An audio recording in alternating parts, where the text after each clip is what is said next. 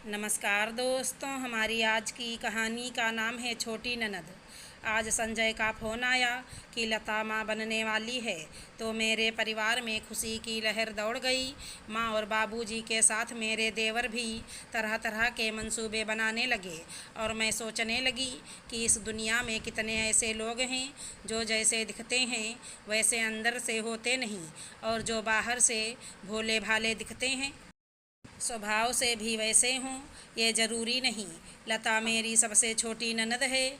मेरी आंखों के सामने उसकी बचपन की तस्वीर घूमने लगी और मेरा मन 16 साल पीछे की बातों को याद करने लगा। मैं इस घर में बहू बनकर जब आई थी, तब मेरे दोनों देवर व ननद छोटे छोटे थे। मेरे पति सबसे बड़े थे, उनमें व बाकी बहन भाइयों में उम्र का काफ़ी फासला था। हमारी शादी के दूसरे दिन ही मौसी सास ने मजाक में कहा था, बहू, तुम्हें पता है कि तुम्हारे पति व अन्य बहन भाइयों में उम्र का इतना अंतर क्यों है? तुम्हारे पति के जन्म के बाद मेरी भाभी ने सोचा थोड़ा आराम कर लिया जाए, और इतना कहकर वो जोर का ठहाका मार के हंस पड़ी थी। नई नई भाभी पाकर मेरे छोटे छोटे देवर तो मेरे आगे पीछे चक्कर काटते और मेरा आंचल पकड़कर घूमते रहते थे। पर मैंने गौर किया कि मेरी सबसे छोटी ननद लता, जो लगभग 7 साल की थी, मेरे सामने आने से कतराती थी। यदि वो कभी हिम्मत करके पास आती भी थी तो उसके भाई उसे झिड़क देते थे। यहाँ तक कि माँ जी भी हमेशा उसे अपने कमरे में जाने को बोलती। लता मुझे सहमी सी नज़र आती। शादी के कुछ दिन बाद घर मेहमानों से खाली हो गया था। कोई काम नहीं था तो सोचा कमरे में पेंटिंग ही लगा दूँ। मैं अपने कमरे में पेंटिंग लगा रही थी कि देखा, लता चुपचाप मेरे पीछे आकर खड़ी हो गई। मुझे इस तरह उसका चुपचाप आना अच्छा लगा। आओ लता, तुम अपनी भाभी के पास नहीं बैठोगी? तुम मुझसे बातें क्यों नहीं करती? मैं उससे प्यार से अभी पूछ ही रही थी कि मेरा बड़ा देवर विनोद आ गया और लता की ओर देखकर बोला, अरे भाभी, ये क्या बातें करेगी? इतनी बड़ी हो गई पर इसे तो ठीक से बोलना तक नहीं आता। विनोद ने बड़ी आसानी से यह बात कह दी। मैंने देखा कि लता का खिला चेहरा बुझ सा गया। मैंने सोचा कि इस बारे में विनोद को कुछ नसीहत दूं, पर तभी माँ जी मेरे कमरे में आ गईं और आते ही उन्होंने भी लता को डांटते हुए कहा, तू यहाँ खड़ी खड़ी क्या कर रही है? जा जाकर पढ़ाई कर। लता अपने मन के सारे अरमान लिए चुपचाप वापस अपने कमरे में चली गई। उसके जाने के बाद माँ जी बोलीं, देखो बहू, मैं तुम्हारे लिए ये साड़ी खरीदी है। और वो मुझे साड़ी दिखाने लगी, पर मेरा मन लता पर ही लगा रहा। शाम को जब ये घर आए तो चाय नाश्ते के समय मैंने इनसे पूछा, आप एक बात बताइए कि ये लता इतनी डरी सहमी सी क्यों रहती है? ये गौर से मुझे देखते हुए बताने लगे कि वो साफ साफ बोल नहीं पाती। दरअसल लता ने बोलना ही देर से शुरू किया और 7 साल की होने के बावजूद हकला हकला कर बोलती है। आजकल तो कितनी मेडिकल सुविधाएं हैं, आप लता को किसी स्पीच थेरेपिस्ट को क्यों नहीं दिखाते? उस समय उन्होंने मेरी बात हवा में उड़ा दी, पर मैंने मन ही मन सोचा कि मैं खुद लता को दिखाने के लिए किसी स्पीच थेरेपिस्ट के पास जाऊंगी। इस बारे में जब मैंने बाबूजी से बात की तो उन्होंने भी कोई उत्सुकता नहीं दिखाई, लेकिन उन्होंने सीधा मना भी नहीं किया। अगले हफ्ते मैं लता को शहर की एक लोकप्रिय स्पीच थेरेपिस्ट के पास ले गई। थोड़ी देर बाद जब थेरेपिस्ट लता का विश्लेषण करके बाहर आई तो बोली, इसका हकलाकर बोलना उतनी परेशानी की बात नहीं है जितना इसके व्यक्तित्व का दबा होना। इसे लोगों के सामने आने में घबराहट होती है क्योंकि लोग इसके हकलाने का मजाक उड़ाते हैं। इसी से ये खुलकर नहीं रहती और ना ही बोल पाती है। मैं लता को लेकर घर चली आई। मैंने निश्चय किया कि लता को लेकर मैं बाहर निकला करूँगी, उसे अपने साथ घुमाने ले जाया करूँगी। और उस दिन से मैं लता पर और ज़्यादा ध्यान देने लगी। मैंने लता के व्यक्तित्व को निखारने की जैसे कसम खा ली थी। इसके नतीजे जल्दी ही हम सबके सामने आने लगे। उस दिन तो घर में खुशी की लहर ही दौड़ गई जब लता अपने स्कूल में कविता प्रतियोगिता में प्रथम पुरस्कार लेकर घर आई थी। समय पंख लगाकर कितनी तेज़ी से उड़ गया पता ही नहीं चला। मेरे सभी देवरों की शादी हो गई, अब घर में बस लता ही थी। उसने भी बीए कर लिया था। हम लोग उसकी शादी के लिए लड़का देख रहे थे। जल्द ही लड़का भी मिल गया जो इंजीनियर था। परिवार के लोगों ने बड़ी धूमधाम से लता की शादी की। शादी के बाद के कुछ महीनों तक तो सब कुछ ठीक ठाक चलता रहा। धीरे धीरे मैंने महसूस किया कि लता की आवाज़ में खुशी नहीं झलकती। मैंने पूछा भी, पर उसने कुछ बताया नहीं और शादी के केवल 1 साल बाद ही लता अकेले मायके वापस आ गई। उसके बुझे चेहरे को देखकर हम सभी परेशान रहते थे।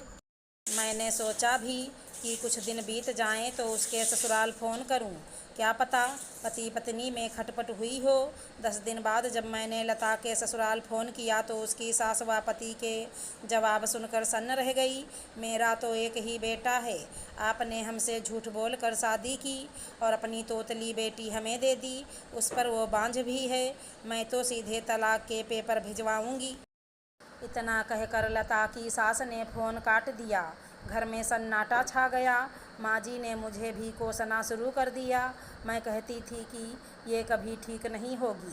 तुम्हारे उस स्पीच थेरेपी जैसे चोचलों से कुछ होने वाला नहीं है। लो देखो, अब रखो अपनी छाती पर इसे ज़िंदगी भर। मुझे लता की सास की बात सुनकर उतना दुख नहीं हुआ जितना कि अपनी सास की बातों से हुआ। दरअसल लता एकदम ठीक हो गई थी, पर नए माहौल में एक आध शब्द पर थोड़ा अटकती थी, जो कि पता नहीं चलता था। पर उसके ससुराल वालों ने उसे कैसे बांझ करार दे दिया, ये बात मेरी समझ में नहीं आई। क्या 1 साल ही पर्याप्त होते हैं किसी स्त्री की मातृत्व क्षमता को नापने के लिए?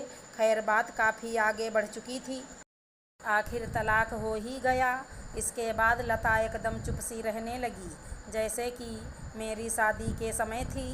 बंद कमरे में रहना, किसी से बातें ना करना। एक दिन मैंने जिद करके लता को अपने साथ बाहर चलने के लिए ये सोच कर कहा कि घर से बाहर निकलेगी तो थोड़ा बदलाव महसूस करेगी। रास्ते में ही पड़ोस की मौसी का बेटा संजय मिल गया। उसने मुझे रोक कर नमस्कार किया और बोला, भाभी, मुझे दिल्ली में अच्छी नौकरी मिल गई है और कंपनी वालों ने रहने के लिए फ्लैट दिया है। किसी दिन मम्मी से मिलने के लिए आप मेरे घर आइए ना। ठीक है भैया, किसी दिन मौका मिला तो आपके घर ज़रूर आऊँगी। इतना कहकर मैं लता के साथ बाजार चली गई। एक दिन मैं मौसी के घर गई। उनका घर परिवार अच्छा था, अपना खुद का कारोबार था। मैंने बातों ही बातों में मौसी से लता का जिक्र किया तो वो बोल पड़ी, अरे उस बच्ची की अभी उम्र ही क्या है, कहीं दूसरी शादी करा दें तो ठीक हो जाएगी। लेकिन मौसी, कौन थामेगा उसका हाथ? अब तो उस पर बांझ होने का ठप्पा भी लग गया है। मैंने उसके तमाम मेडिकल चेकअप कराए हैं, पर उसमें कहीं कोई कमी नहीं है। इतना कहते कहते मेरा गला जैसे भर्रा गया। मैं कैसा हूँ आपके घर का दामाद बनने के लिए? संजय बोला तो मैंने उसे डांट दिया कि ये मजाक का वक्त नहीं है। भाभी, मैं मजाक नहीं, सच कह रहा हूँ। मैं लता का हाथ थामने को तैयार हूँ, बशर्ते आप लोगों को ये रिश्ता मंजूर हो। मेरा मुंह आश्चर्य से खुला का खुला रह गया।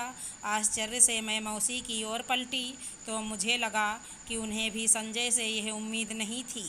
थोड़ी देर रुककर वह बोलीं, मैं घूम घूम कर समाज सेवा करती हूँ और जब अपने घर की बारी आई तो पीछे क्यों हटूँ? फिर जब संजय को कोई एतराज़ नहीं है तो मुझे क्यों होगा? संजय मेरी ओर मुड़कर बोला, भाभी, जहाँ तक बच्चे की बात है तो इस दुनिया में सैकड़ों बच्चे अनाथ पड़े हैं। उन्हीं में से किसी को अपने घर ले आएंगे और उसे अपना बच्चा बनाकर पालेंगे। संजय के मुँह से ऐसी बातें सुनकर मुझे सहसा विश्वास ही नहीं हुआ। जिसकी पहचान हम उसके पहनावे से करते रहे वो तो बिल्कुल अलग ही निकला, और जो सूट टाई के साथ जेंटलमैन बने घूमते थे वो कितने खोखले निकले। मेरे मन से संजय के लिए सैकड़ों दुआएं निकल पड़ी। मेरा रोम रोम पुलकित हो उठा था। मुझे साधारण ड्रेस में भी संजय किसी राजकुमार की तरह लग रहा था। घर आकर मैंने यह बात परिवार के दूसरे लोगों को बताई तो सब इसके लिए तैयार हो गए और फिर जल्दी ही लता की शादी संजय के साथ कर दी गई। शादी के साल भर बाद ही वे दोनों अनाथ आश्रम जाकर एक बच्चा ले आए और आज जब लता खुद माँ बनने वाली है तो मेरा मन खुशी से झूम उठा है। मैंने संजय से फ़ोन पर बात की और उसे बधाई दी तो वो कहने लगा कि भाभी, हम माँ बाप तो पहले ही बन चुके थे, पर 2 बच्चों से परिवार पूरा होता है ना। बेटी तो हमारे पास पहले से ही है, अब जो भी होगा उसे लेकर कोई गिला शिकवा नहीं रहेगा, क्योंकि वो हमारा ही अंश होगा। संजय के मुंह से ये सुनकर सचमुच मन भीग सा गया। संजय ने मानवता की जो मिसाल कायम की है, ये सोचकर मेरी आंखों में संजय व उसके परिवार के प्रति कृतज्ञता के भाव आ गए। अगर हमारी कहानी पसंद आई हो तो चैनल को लाइक शेयर सब्सक्राइब करें। राधे राधे दोस्तों।